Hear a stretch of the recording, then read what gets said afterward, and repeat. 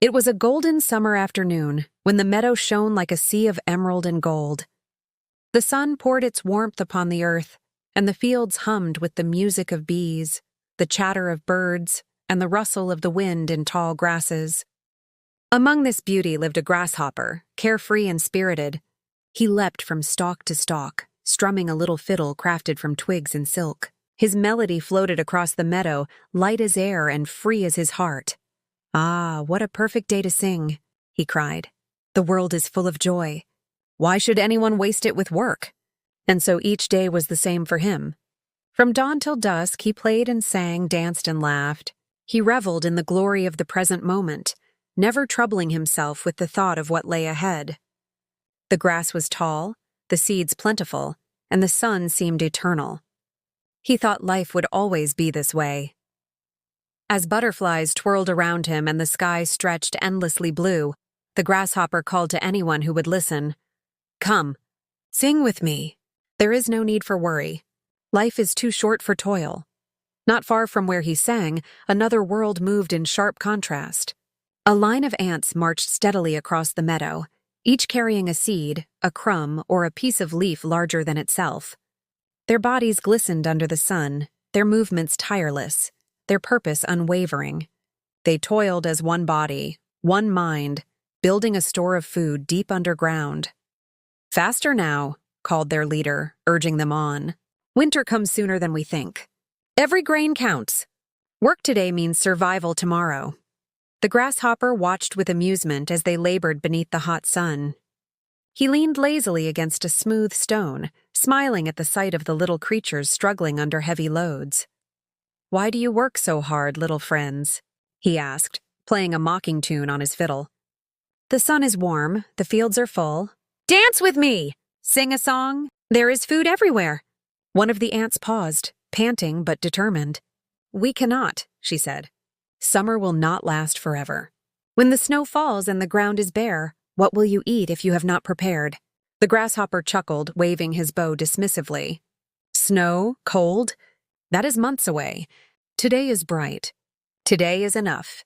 And so the days went on. The ants worked, and the grasshopper sang. Whenever he passed them, he laughed. "You ants are slaves to work," he shouted. "While you sweat and strain, I enjoy life. What use is tomorrow when today is so sweet?" The ants gave no answer. They had heard his mocking many times. Their tiny legs carried them forward, their jaws clenched around food, their hearts focused only on survival. Though the work was heavy, the ants persisted. Grain by grain, seed by seed, they built their storeroom. Deep tunnels were filled with food, carefully sorted and stacked.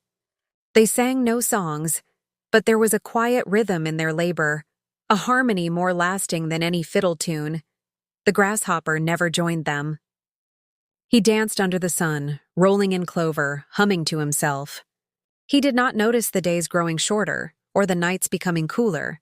Then came the signs. Leaves that had once been green now blushed orange and red. The meadow, once a chorus of buzzing, chirping life, grew quieter. The sun dipped lower in the sky, casting longer shadows. The ants vanished from sight, retreating underground. Their stores were nearly complete. They closed the doors to their tunnels and prepared for the long months ahead. The grasshopper laughed as he watched them disappear. "Fools! Hiding away when the meadow is still so lovely? I will sing alone, but I will sing still." But one morning the grasshopper awoke to silence. The meadow was blanketed in white. The flowers were gone. The grass, once tall and green, now bent beneath frost. His fiddle felt cold in his hands. He tried to play, but the sound was dull. His stomach growled, and there was no food to be found. He searched the frozen ground, but the seeds had vanished. The air was sharp, cutting through his thin frame. "Where is the warmth? Where is the plenty?" he whispered, shivering. As days passed, hunger gnawed at him. The joy of summer seemed like a distant dream. His once bright song had faded into a whimper. He wandered the silent meadow, his eyes hollow, his limbs weak. "If only I had worked," he said to himself. "If only I had stored food as the ants did. I thought summer would last forever, but I was wrong." Regret weighed heavier than hunger, yet both consumed him. Beneath the frozen earth, however, life was different. In the warm chambers of their nest, the ants rested and feasted. Seeds and grains were piled high. Their bellies were full, their bodies safe. They had prepared for this moment, and now their labor bore fruit. While the storm raged above, they laughed and told stories, content in the knowledge that their foresight had saved them. At last, the grasshopper could endure no more. Weak and trembling, he dragged himself to the entrance of the ants' nest. He knocked faintly at their door, his voice hoarse. "Please, friends, I am starving. I am freezing. Share with me your food, just enough to survive." "I beg of you!" The ants gathered, their leader stepping forward. His face was stern, though not without pity. "Where were you when we worked through the summer?" the ant asked. "When we carried grain beneath the hot sun, you sang. When we labored, you laughed. Why should we feed you now?" The grasshopper lowered his head. "I was a fool. I thought there would always be enough. Please, forgive me." Some say the ants turned him away, teaching him the cruel lesson of consequence.